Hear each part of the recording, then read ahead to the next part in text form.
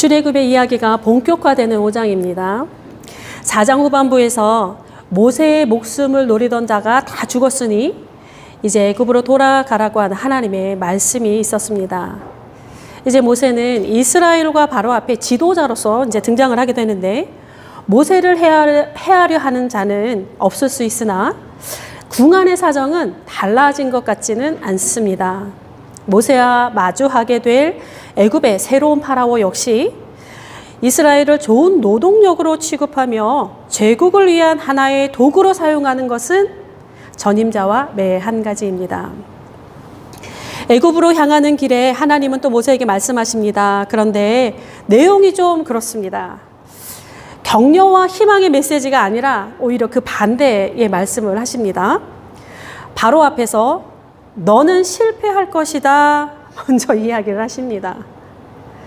여호와께서 모세와 함께 하시는 징표 그 하나님의 지팡이가 있으니 이제 그가 가는 모든 길에는 오직 승리뿐이라고 용기를 북돋아 주어도 시원찮을 판에 사명의 첫걸음해 주시는 말씀은 너의 소리가 땅에 밟힐 것이다, 그렇게 말씀하고 있습니다. 무시당할 것이다. 이에 대한 모세의 반응은 나타나 있지는 않습니다. 어쨌든 사명의 첫걸음에 주시는 말씀이 참 셉니다. 우리 하나님. 이렇게 모세는 애굽으로 향하고 광야로 마중 나오는 아론을 만납니다. 아론은 모세와 함께 애굽에 이르며 가장 먼저 이스라엘의 장로들을 만납니다. 이 장로들을 모으게 되는데 참 장로의 의미가 이스라엘에서 굉장히 중요합니다. 근데 여기서 이 장로는 우리 시대의 지금 시대의 장로의 개념은 아닙니다. 문자적으로는 나이가 많은 어른, 그러니까 히브리어가 그런 단어를 의미를 지칭하고 있고요. 우리의 사전적 의미로는 노인, 늙은이, 그리고 한자로서의 의미는 참 좋은 의미가 있습니다. 한자로서 번역되었는데 길장, 늙을로, 노련할 로를 사용하는데 그것을 풀어서 이렇게 말합니다. 나이가 많고 학문과 덕이 깊은 사람을 장로라 합니다. 우리 시대가 우리가 알고 있는 장로의 개념과는 조금은 달라요. 같은 분도 있고 아닌 분도 있습니다. 그러나 우리 한국교회 안에서는, 그리고 이제 세계교회 안에서는 이 장로라고 하는 개념이 좀 약간 계급적인 의미를 갖고 있는데, 성경상에서의 장로는 그런 의미는 아닙니다. 그러니까 남자든 여자든 사회적으로든 교회 안에서든 이 나이가 들수록 그 학문과 덕이 깊어지는 것, 그것만큼 아름다운 일은 없습니다. 그래서 저는 남녀가 모두 함께 장로가 되는 것은 참 거룩한 일이다라는 생각이 듭니다. 그러니까 흰머리의 영광이라고 하는 것은 여기서 나오게 되어 있습니다. 그러니까 장로가 된다는 거, 그거는 학문과 덕이 깊어질 뿐만이 아니라 역사와 시대와 민족에 대한 책임을 자신들의 마지막 소명으로 갖는다라고 하는 의미도 갖게 됩니다. 책 읽는 교회에 장로라고 하는 호칭이 불려진다면 바로 이러한 의미가 될 것입니다. 그리고 원하기는 저희는 모두 장로가 되어야 합니다. 아시겠지요? 네. 모세와 아론은 먼저 장로들을 모으고 말씀을 전합니다. 이스라엘 향한 하나님의 계획을 들으며 이들의 가슴에 희망이 희망이 부풀어 오르고 막 뜨거움이 부풀어 왔을 것입니다. 앞에서 하나님께서 모세의 첫 그 걸음에 하셨던 말씀은 없습니다. 어쨌든 이들이 뜨거워집니다.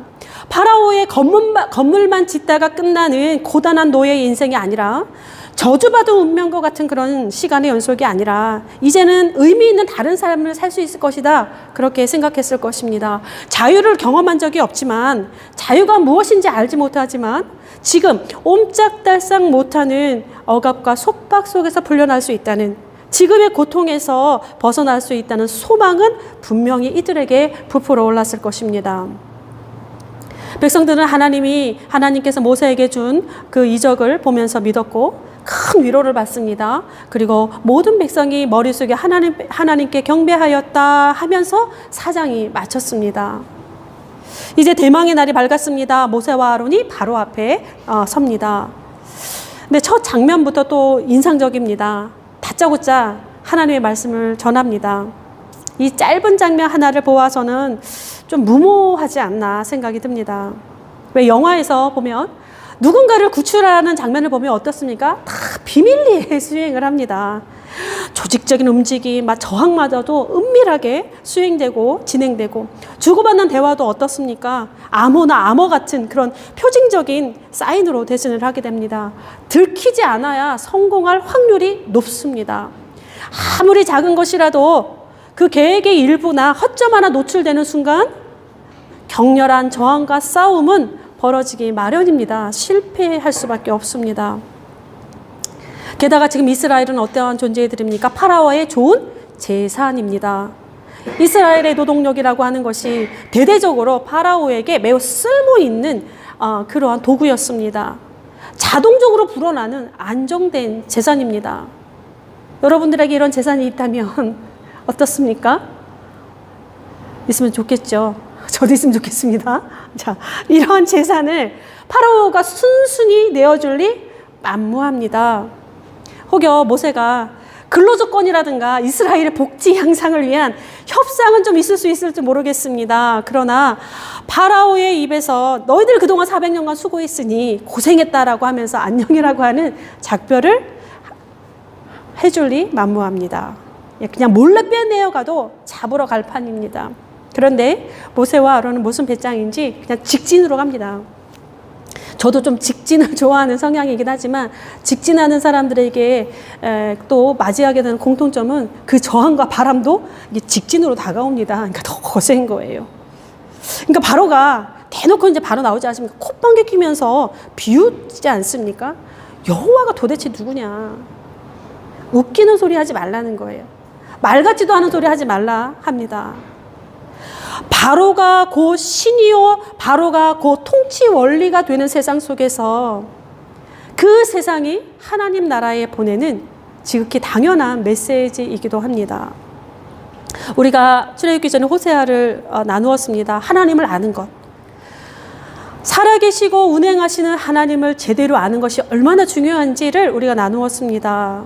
이 하나님을 아는 것에 대한 주제는 언제나 우리의 신앙의 중심에 있는데, 하나님을 알지 못하는 인간은 그 자체로서 하나님과 등지고 있는 상태이며 하나님을 알지 못하는 그 인생길은 자꾸 비뚤어지게 됩니다.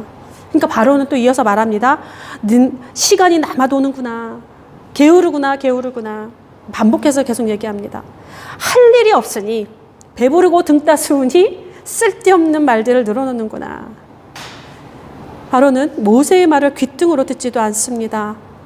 더구나 이스라엘에 대한 대민 정책을 바꿉니다. 더 고단하게 합니다.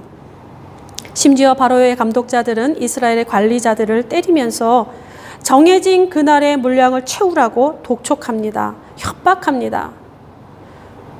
모세가 등장하기 이전보다 이스라엘 백성의 일상이라고 하는 것은 이전보다 훨씬 더 고약해지는 현실을 맞이하게 됩니다. 하나님을 더 잘 믿으려 하는데 삶이 더 거칠어집니다. 양식을 주는 손을 물지 말라는 그런 말이 있습니다. 그 손을 물어버리니까 혹독한 대가를 치르는 그런 셈입니다. 우리가 바로의 눈과 그 신하의 눈에 미운 것이 되었도다. 이스라엘이 이제 그렇게 고백을 합니다. 그 미운 것. 이 미운 것이라고 하는 이제 히브리 단어를 보면 나쁜 냄새가 나다. 고약한 냄새가 나다라고 하는 뜻입니다. 악하다라고 하는 의미를 가지고 있는데, 그러니까 이스라엘의 요구가 애굽의 입장에서는 악한 것, 나쁜 냄새가 나는 것으로 작용이 됩니다. 그러니까 하나님을 알지 못하는 자들, 특별히 타인을 착취함으로써 자신의 탐욕을 채우는 자들에게는 하나님의 일이라고 하는 것은 나쁜 냄새요, 또 악한 것이 될 수밖에 없습니다. 언제나 하나님을 알지 못하는 이들, 탐욕으로 자기 영광을 채우는 자들의 행보라고 하는 것은 이렇게 자신이 함께하는 피조 세계에 악한 영향을 끼치게 되는데, 애굽의 눈에 이스라엘이 미운 것이 된 것처럼 그렇게 세상을 바라보게 됩니다. 이스라엘의 지도자여 하나님의 대제자로서 바로 앞에 서는 모세의 첫 마디가 매우 간결하면서 힘이 있습니다. 내 백성을 보내라 합니다. 여기서 보내라 라고 하는 히브리 단어는 명령형으로 사용되었습니다. 자, 대놓고 얘기하는 것도 참 안 되는 그런 상황인데, 모세는 바로에게 이스라엘을 보내주었으면 좋겠다, 이렇게 협상도 제의하는 것이 아닙니다. 바로의 긍정적인 대답을 얻기를 간청하거나 그의 호의를 구하는 것도 아닙니다. 명령을 하고 있습니다. 하나님의 명령을 그대로 바로에게 전하는 그런 상황입니다. 그러니까 모세와 아론의 배짱도 정말 대단하다 싶습니다. 감히 지금 누구에게 명령을 할 수 있단 말입니까? 지금 애굽 왕 바로는 제국의 왕은 천하의 지존입니다. 이들의 메시지 하나하나가 바로 반역 그 자체를 드러내고 있는데, 그러니까 목숨이 여러 개가 아니고서야 하나님의 명령을 명령 그대로 전달할 수 있다라고 하는 것은 참으로 놀라운 일입니다. 아무리 모사라 할지라도 애굽 왕 바로의 적수는 될 수 없습니다. 그런 상황인데 지금 명령형을 사용하고 있어요. 우리나라도 35년간 일본에게 국권이 광탈되어서 식민 통치를 받았던 적이 있습니다.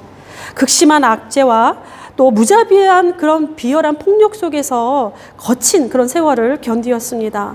그 상처는 아직도 아물지 못하고 제대로 치료받지 못하니 자꾸 곪습니다. 그것이 사실은 우리의 정서인데요.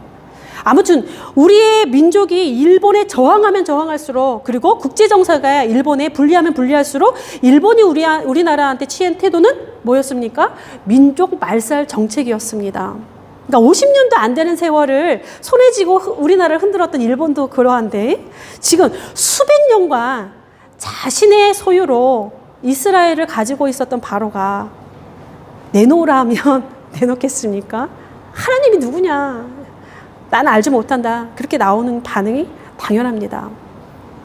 또 모세의 표현에서 굉장히 의미심장한 단어가 있습니다. 내 백성이라고 하는 단어입니다. 지금 하나님이 이스라엘을 내 백성이라 이렇게 표현합니다.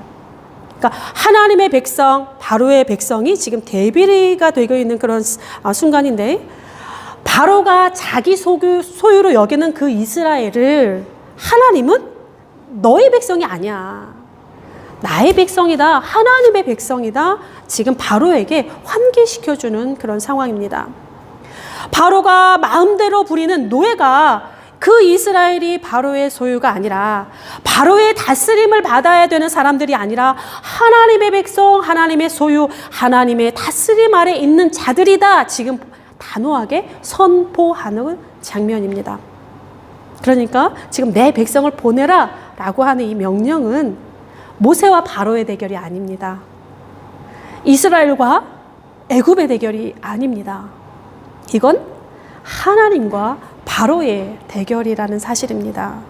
분명한 것은 우주 만물이 하나님으로부터 나왔기 때문에 제 아무리 절대지존 제국의 왕이라 할지라도 하나님의 적수는 될 수 없습니다. 다만 바로의 입장에서 표현한 것입니다. 지금 바로가 싸워야 할 대상은 모세가 아닙니다. 이스라엘이 아닙니다. 온 세계의 창조주요 역사를 주관하시는 하나님이라는 사실입니다. 세상 만물이 하나님의 것입니다.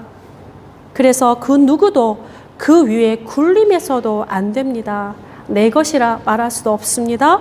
폭력과 착취의 대상으로 삼아서는 더더욱 안 됩니다. 지금 하나님 그것을 선포하십니다. 세계에서 가장 거대하고 웅장한 신전을 아십니까? 이름은 잘 몰라도 본 적은 있으실 거예요. 바로 이집트 룩소르에 있는 카르나크 신전입니다. 그러니까 그 오벨리스크, 하트텝스트의 오벨리스크가 이게 기다랗게 세워진 요 상징물, 그게 이제 29.6m라고 해요. 어마어마하지요? 그리고 막 커다란 기둥들이 134개나 있는 대열주실. 아마 여러분들 본 적이 있을 겁니다. 이집트의 신전하면 그게 가장 먼저 나올 건데요. 이 카르나크 신전이 세계에서 가장 거대한 신전으로 지금 우리에게 남겨져 있습니다. 이 신전은 시대를 거듭하면서 자꾸 신전들이 더해진 거예요. 처음에 한 번에 그렇게 지은 것이 아니라 자꾸 파라오가 바뀔 때마다 거기에 있는 신전에 자꾸 다른 신전이 더해지고 확장되어져서 어마어마한 규모를 자라나고 있습니다. 그러니까 맨 처음에 세워진 것이 아몬 대신전인데요. 이 아몬 대신전을 중심으로 감행된 그 대규모의 건축의 역사는 건축왕 람세스 2세부터 시작해서 수많은 파라오들이 대를 이어서 함께 건축을 했습니다. 그런데 이게 4세기에 그 로마가 기독교를 국교화하면서 버려집니다. 근데 이제 아문 대신전만큼은 이제 곱트 정교회의 성당으로 개조돼서 사용되면서 이제 곱투어가 남아 있기는 합니다. 어쨌든 이 대신전이 1668년에 수도회 선교사들에 의해서 발견이 됩니다. 그래서 이게 유럽에 알려지게 되고, 그리고 1895년에 프랑스 학자를 통해서 발굴이 시작이 됩니다. 그러니까 그리고 발굴이 시작되니까 어마어마한 보물이 막 드러나는 거예요. 그래서 도굴꾼들도 거기에 도굴꾼 반, 그 다음에 또 이렇게 이것을 또 발굴하는 학자들 반, 막 이랬던 것 같습니다. 그렇지만 한 세기가 넘는 시간이 흘러도 10%밖에 발굴을 못했다라고 해요. 그러니 그 규모가 우리의 상상 이상을 넘어가는 규모입니다. 어쨌든 이 경쟁하듯이 파라오들이 신전을 건축하고 공들이고 자기 이름을 붙여서 기념비를 세우는 것은 그곳에 파라오의 업적이 기록될 뿐만이 아니라 파라오 자체가 보이는 신이었기 때문에 그렇습니다. 보이는 신이었고 또 신권이 왕권인 시대였습니다. 그러니 이들이 섬기는 신들에게 제사하는 모습은 무엇을 상상하든지 우리가 무엇을 상상하든지 그 이상의 풍경이 벌어졌을 것이라 생각이 듭니다. 그러면서 어떤 생각이 들었느냐? 하나님은 이 거대한 신전에서 웅장하게 멋스럽게 하나님을 예배하게 하시지 굳이 당신의 백성들을 예배 받으실 장소로 어디를 지목하시느냐? 광야에서 이렇게 지목을 합니다. 이들을 보내라. 내가 광야에서 이들이 나를 섬길 것이다. 그들이 광야에서 하나님을 만날 것이다. 오늘 본문에 나와 있습니다. 광야로 불러내세요. 왜 광야일까? 그야말로 젖과 꿀이 흐르는 땅이 애굽 아닙니까? 나일강을 중심으로 해서 한번 착 설명드린 적이 있죠. 또한 오랜 세월 비록 억압받는 시간들이 점점 늘어났지만 뿌리 내리고 살아온 애굽입니다. 이왕이면 이 애굽을 주실 것이지. 파라오를 대신하여 모세를 거기 앉히시면 좋을 것 같은데 그러면 쉽게 이야기가 끝나지 않겠습니까? 왜 광야를 불러내실까 질문이 듭니다. 애굽의 신전이 얼마나 좋은데 거기서 예배드리면 정말 천하의 가히 비교할 수 없을 만큼 웅장한 예배가 드려지지 않겠습니까? 수천 년의 세월을 지나 폐허가 된 모습으로도 우리가 입이 딱 벌어지는 그러한 신전인데 하나님 그곳에서 예배를 받으시면 좋지. 왜 굳이 또 거기를 하나님의 성전을 사용하시면 되지. 왜 광야로 불러내실까? 광야를 지나며라고 하는 찬양이 있습니다. 들어보신 적 있습니까? 참 광야를 잘 표현했다는 생각이 듭니다. 제가 한번 읽어드리겠습니다. 왜 나를 깊은 어둠 속에 홀로 두시는지, 어두운 밤은 왜 그리 길었는지, 나를 고독하게, 나를 낮아지게, 세상 어디도 기댈 곳이 없게 하셨네. 광야에 서 있네. 주님만 내 도움이 되시고, 주님만 내 빛이 되시는, 주님만 내 친구 되시는 광야. 주님 손 놓고는 단 하루도 살 수 없는 곳, 광야에 서 있네. 주께서 나를 사용하시려, 나를 더 정결케 하시려, 나를 택하여 보내신 그 광야. 성령이 내 영을 다시 태어나게 하는 곳, 광야에 서 있네. 내 자아가 산산이 깨어지고 높아지려 했던 내 꿈도 내려놓고 오직 주님 뜻만 이루어지기를, 나를 통해 주님만 드러나시기를 광야를 지나며. 인간의 세운 공적 기념비도 없습니다. 인간이 만든 아름다운 제단도 성전도 없습니다. 결핍과 고독이 충만한 곳입니다. 거칠고 위험한 곳입니다. 자는 일도 먹는 일도 모든 것이 불편한 광야입니다. 무엇보다 세상 어디도 기댈 곳이 없는 곳, 그래서 주님 손 놓고는 단 하루도 살 수 없는 곳, 그곳으로 당신의 백성을 부르십니다. 물론 광야가 이스라엘이 가야 하는 최종 목적지는 아닙니다.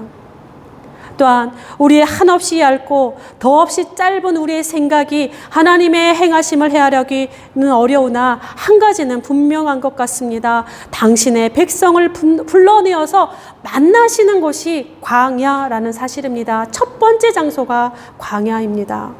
이들의 묶인 모든 것을 풀어내셔서 이끄시는 곳이 광야라는 사실입니다. 아십니까? 광야에 하나님의 산이 있습니다. 거룩한 산이 그곳에 있습니다. 하나님의 백성으로 재창조되는 곳 광야입니다. 하나님의 백성이라면 반드시 그리고 수없이 통과해야 하는 곳이 바로 광야요. 그곳이 거룩한 곳입니다. 여기서 우리는 하나님만 오롯이 바라볼 수 있고 하나님도 우리가 가진 것이 아니라 그냥 우리 존재만 바라보시는 곳이 되기도 합니다. 이 광야로 당신의 백성을 부르신 하나님이 조금 얄궂다라는 생각도 듭니다. 여러분에게 임하시는 하나님은 여러분을 어디로 부르십니까? 그 부르심이 어디로 향하여 있으십니까? 어디서 여러분을 만나자 하십니까? 기도하겠습니다. 온 세상을 창조하시고 역사를 주관하시는 하나님, 내 백성이라 우리를 당신의 소유라 부르시니 감사드립니다. 우리를 사로잡고 있는 모든 것에 내놓으라 선포하시며 우리에게 자유를 주시니 감사드립니다. 우리가 주인으로 알고 섬기는 땅의 것이 아니라 하늘의 것을 보게 하시고 광야에서 하늘과 땅이 만나는 것을 알게 하옵소서. 광야 한복판에 십자가를 세워주셨습니다. 광야 그 한복판에 하나님의 산을 두셨습니다. 그것을 우리가 올곧게 바라보게 하여 주옵소서. 그곳에 우리의 탐욕이, 우리의 자랑이, 우리의 거짓이, 우리의 이기심과 교만이 다 깨어 흩어지게 하옵소서. 광야에서 우리를 만나시고 광야에서 우리의 전부가 되어주시며 광야에서 여호와께서 우리 하나님됨을 똑똑히 알게 하옵소서. 오늘도 머리에 둘 곳 없이 하늘을 지붕 삼은 수많은 이들이 있음을 기억합니다. 비가 오면 오는 대로 비를 맞고 눈이 내리면 눈을 맞고 차가운 바람도 온몸으로 맞아야 하는 이들의 고통이 우리 모두의 죄악이며 우리의 한없는 욕심과 무관심의 열매인 것을 고백하오니 하나님 우리를 용서하여 주옵소서. 우리가 이 어둠에서 깨어나게 하시고 우리 삶의 자리 그 일상에서 이들을 위한 자리가 있게 하옵소서. 광야로 우리를 부르시는 예수 그리스도의 이름으로 기도드립니다. 아멘.